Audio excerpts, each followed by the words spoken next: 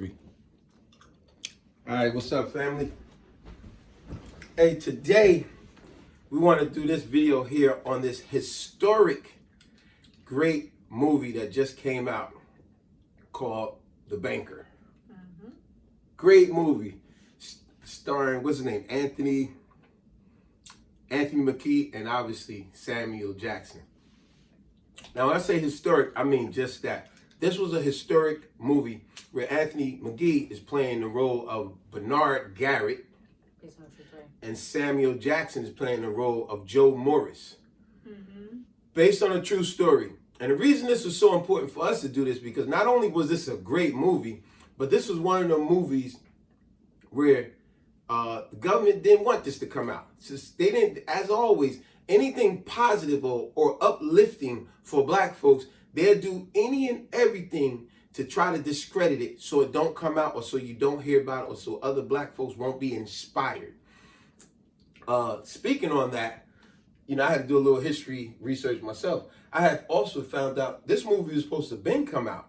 But what they did the same thing they did to Nate Parker. Remember when Nate Parker came out with the movie Nat Turner? And then all of a sudden they brought up rape charges from years ago that he clearly beat in court and was found innocent. But they tried to bring that up to discredit him. Similar thing to this. When this movie was first supposed to come out, they brought up very old child abuse or child sexual abuse charges on Bernard Garrett's Jr., his son. Nothing to do with the father, nothing. They brought up old charges to discredit the movie, and that put a delay on the movie where it almost didn't come out in the first place. Yeah. But let's get to the point of this movie. Inspiring movies, everyone out there, I'm telling you, y'all definitely have your kids see this, especially young black girls, black boys. You need to see how great these people truly were. It's definitely a family movie. Yeah, great, inspiring movie. What it's about was Bernard Garrett, the guy in real life who's played by, what I say his name is again? Anthony Mackie. Well, he's like a math genius. Ever since he was a kid, he just wanted to learn about money. So when he gets older, he's a math genius with numbers. So he learns how to buy real estate. And before you know it, he's buying so many buildings. Building properties, yeah. Yeah, and then when he moves over to California, remember, like we said, this is a true story. He had a friend, Matt Steiner. Yeah, the guy in real life. Now, Matt Steiner was one of those. What is that? Matacombs? Matt Steiner would be what you call one of them Matacom white friends. And as always, we love to give y'all a word of the day. Matacom mean a small quantity. A small quantity. Small quantity of a particular something or someone. Great. Yeah. And what I mean by that is Matt Steiner was one of them genuine good white people. You know, a small drop, a small crumb. He's one of them genuine white people that wasn't racist, wasn't phony, truly a good person, and he was their friend. So, not to make it long, what they did, because they never was giving black people loans in banks, and they was only giving us a modicum of black people loans at banks. Remember, modicum mean a small quantity, like a little drop, a crumb. So the only modicum of people that they did get a loan to, they even gave them a modicum on the modicum. So in other words, if they gave somebody a loan, they gave Miss Jones, they turned down all these black people for loans. And then they finally gave one person loan. That's just to make their books look good, to say, see, we gave black people loans. Right. But they gave all the white people loans. And now this one lady, let's say she came for a loan for $10,000. And then they say, yeah, your loan was approved. And then she doing the paperwork, they talking about, oh, we approved you for $100. A modicum. You see what I'm saying? Yeah. How insulting. And this is what they was doing. So what Bernard Garrett put his intelligence together, and he realized, yo, you got to learn how to beat the system. So what he did, he used his modicum friend, Matt Steiner, as a front man.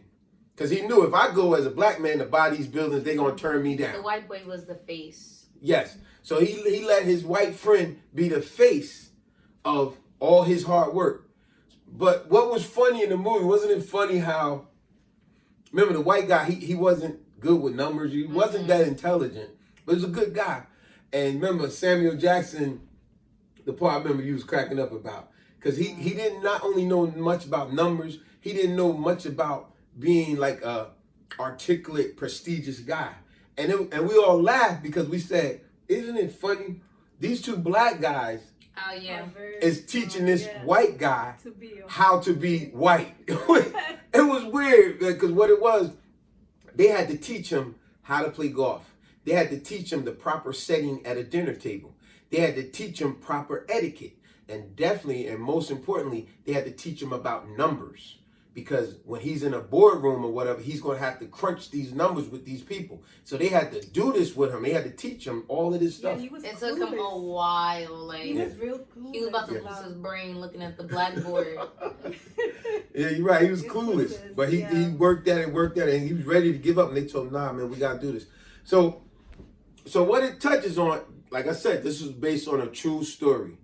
Bernard Garrett and Joe Morris, they had bought a load of buildings in California. But that's also because they wanted to just have our people in there. Since no one is helping them to have things better. Yeah. He was making it his job to do that. That's what's great. That made him a great. Awesome. He was one of them great guys where it's like he realized all these banks was turning black people down. So what he was doing, not only buying all these buildings, he started buying the banks. Yeah. Like I said, let me say this again. I'm gonna be redundant here. Based on true events in real life. But like I said, they don't want you knowing great historical stuff like this. Yeah. They always say silly stuff like, oh, you black people need to pull yourself up by your bootstraps. Well, how you gonna pull yourself up by your bootstraps when everything that y'all doing is to discredit black folks, to put them down, to make everything hard for them? And even stories like this, where Bernard Garrett realized that all these banks were turning black people loans down, making their businesses hard to achieve anything, but all the white people was getting all the loans. So back to the story. So now they was teaching this white guy to be the front man, as you said. Mm-hmm. Right. And now they bought up multiple properties in California and was very successful, very rich in doing so. However, but what? As they bought up all these buildings, then other bank managers, whatever, out of jealousy. They started like trying to do research, started stalking them. Yep. Who was stalking, what's his name, the white boy? Matt Steiner. They were stalking him at night, seeing where he's going. They found out that he was working with the two black, Garrett, I'm so sorry, the names. Bernard Garrett and Joe Morris. And because of that, they was like, oh, I knew this white guy couldn't do all this, because they was testing him in so many different ways. He definitely missed a full part. What did you say? Before Samuel Jackson came in, he was working with a white guy that passed. Oh yeah. Yes. It was another white guy. This is before Samuel Jackson came in the picture to be his partner. Mm-hmm. And they had a verbal agreement. Him and Bernard Garrett and this white guy had a verbal agreement, and everything was working out wonderful. And he was buying multiple properties. The white guy, he was the face, while Bernard Garrett was the brains.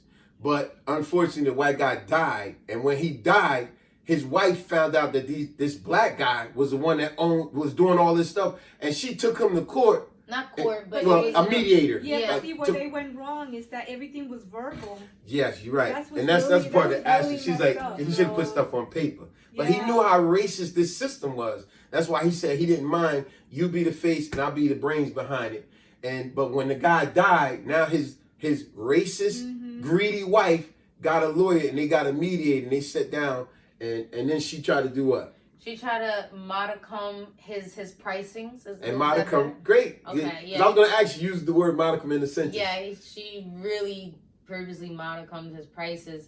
So when she wrote the number on the paper and slid it to him, it was really disrespectful, because when he looked at it, he was like, these are pennies on a dollar. Exactly. Mm-hmm. Now mind you, I'm going to say it again. It's based on true events. Because at one point they had over 100-something buildings, bank buildings and all. He basically lost that, right? Yeah, this racist chick was like, this black guy doing all this work. My husband is the one, and it's like, no, I did all the work. We had an agreement, and she, like she said, gave him a modicum on the dollar, a crumb. Isn't the same thing as that movie with Queen Latifah? Great point, man. But Queen Latifah. What is it called? What's it called? Beauty shop. Beauty shop. Yeah, she went to get a loan because she needed to for her beauty shop. Yes, and I remember that. And when they went on, they turned it just like in this. Yes. They turned it down, and then finally one bank after she begged them, they finally approved her. They gave her a modicum loan. Meaning she same thing. Like, let's throw a number out there. She asked for a loan for $10,000. I think in the movie it was $15,000. They told her, "Oh yeah, we approved your loan. We gave you a loan for $500." What? You see the insult? So it's like, just like in a movie, they gave these people a modicum on a modicum. Meaning, the small amount of people, a crumb of the people that they did give the loan, like they gave Miss Jones a loan. Out of 100 people, they gave one black person, just to say on their book, see, we gave black people loans. And even that one person that they gave the loan to, they gave her a modicum on that approval of the loan. So if she asked for 10 grand, they told her the loan was approved for $200. You see how insulting that was?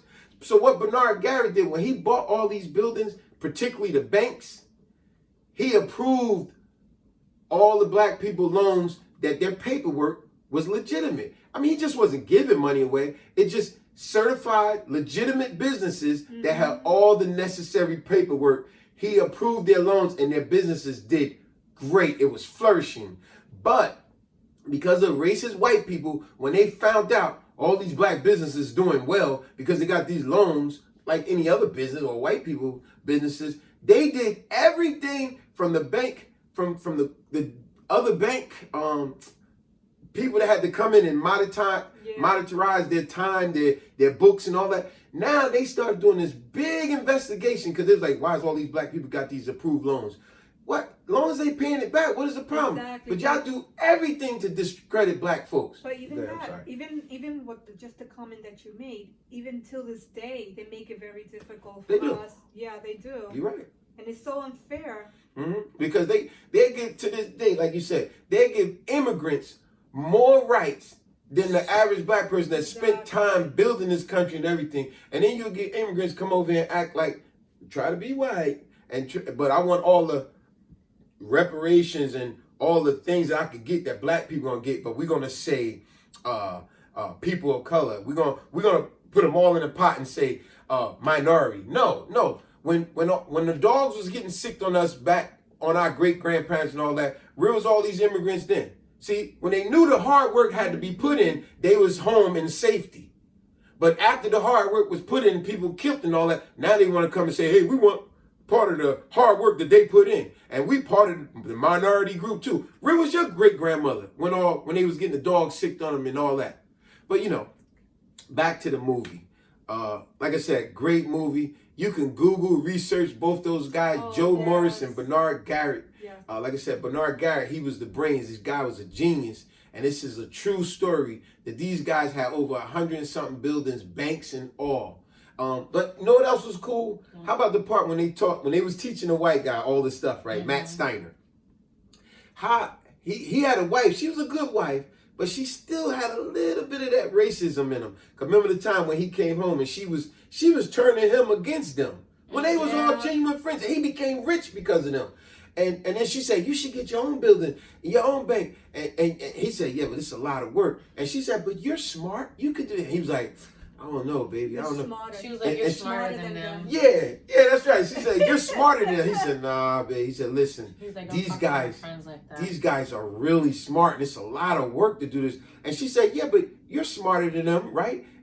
It's not possible that they could be smarter than you. And that's when he said, no, don't say that. Don't you ever say that. Because he was a really good dude. Yes. And he realized where that was coming from her saying that. That was racist stuff to be saying something silly like that. Exactly. Because this is how they try to program everybody to believe this stuff. But anytime you give someone give this black person a fair shot throughout history, and I mean fair. No, stop putting all these obstacles in their way, and then say, see, you guys need to pull yourself up by your bootstraps. Nonsense. But when they get a fair shot, you see just how flourishing they truly can be. But the reason why so many fall to the wayside, because there's so many obstacles in their way that they make it hard that they can't achieve. Yep. So therefore, only a modicum of them come out of all this hard strife. Yeah, and you know, it's crazy that you say that because they're making it so hard for us to proceed the success in life, but at the same time, they so quick to want our votes. Oh, vote for me, vote for me. But what do you got? What do you have in order for me to vote for you? Yes, that's a good point. Yeah, good point. But every other 4 years, these presidents always they make false promises. Yes, making promises. But when we need the help from them or whatever, they give us crumbs. So, see, they be putting a picture up all the time, Modicum. They put that picture up all the time on internet sites where they show the hood, and it says under the Clinton administration, under the Bush administration, under Barack administration, why the hood is all the same. None of these presidents has never did nothing to help these ghetto areas get better. But they always push that, like you said, vote for me. All broken promises. But like we said, this was a great book. And a great book, a great movie. We always I'm do pretty books. sure there's a book out there. Yeah, you're right. It's got to be a book out there. But it's called The Banker. And as I said, they tried to discredit it so it wouldn't come out. And as you know, that applies to most things. When something is great, people try to discredit you from not believing it. It's like having family members and friends. When someone always talking bad about something, that's you should look into it. Because you say, why are you spending so much time trying to discredit these people or that person? Right. You know, then when you find the real truth years later, you go, that person was lying all along. And that's what happened. And like I said, but in the end, they wind up doing jail time because they said they falsified all these documents. It was fraud, bank fraud. But all they really did was realize we got to learn how to beat the system. Since the system is always playing against us, we got to know how to play the system to make it work for us. And all they really did was use a white guy as a front man. There was nothing illegal in that, but they made it illegal. And in the end, they both went to jail for like 3 years apiece or whatever. But when they got out of jail, they had the one last thing that the white guy did good for them. Yeah, he bought them properties in the Bahamas, and they lived out their life there with the buildings they owned there.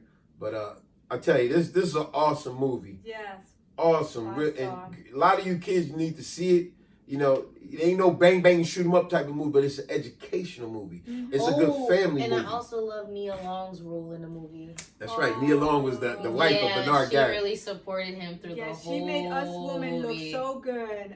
She really played a beautiful scene. Yeah, Nia Long. That's right. I like it. Switched her role because she knows. I like how she put him in his place though. When he didn't want to wear that maid suit. Yes. And he's like, "You're a woman though." She's like, "I love you, but don't ever disrespect me like that." I'm like, "Yes, sis, we hear you."